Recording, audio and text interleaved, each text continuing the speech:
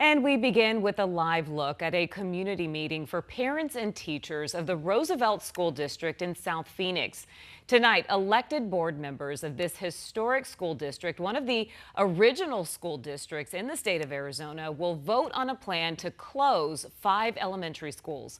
Good evening and thanks so much for joining us. For 12 News at 6, I'm Kariba Devine. And I'm Tram Mai. Mark is off tonight. So apparently the Roosevelt School District faces a $5 million budget deficit next year as enrollment has declined. Many parents are pleading for the board to find another solution. Let's go to Joe Dana to explain why Roosevelt reflects an alarming trend that's happening across the state. Joe? Yeah, new data shows where some students are going as they migrate away from traditional district schools.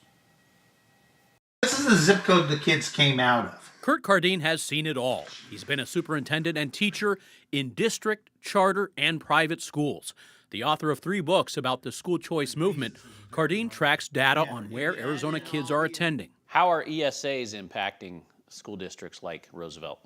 They've lost a lot of kids to ESAs and STOs, which are tax credits. In Roosevelt, most of them were in the public school system. Cardine's data shows 2,200 kids in the Roosevelt district are using ESAs or tax credits to attend private or homeschool.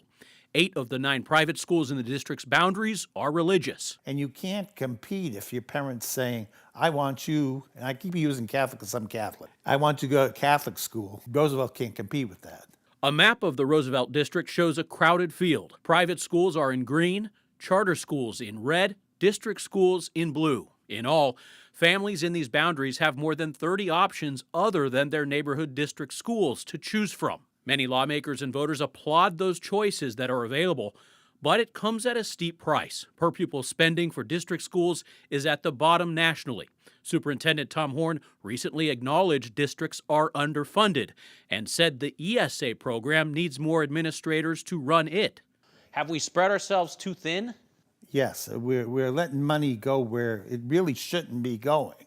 We shouldn't be subsidizing somebody who can afford to pay. Cardine would like to see universal ESAs limited to lower-income families, potentially saving the state hundreds of millions of dollars annually. And he'd like to see a new commitment from voters and lawmakers to demand better funding for school districts. You own your public schools. You as a taxpayer, I'll quote the Beach Boys on this, be true to your school. In the meantime, Cardine sees an opportunity for some districts to reclaim students. You got a lot of small charters that are closing. That's a good time to get them back, especially if you're equally performing academically with the school that closed.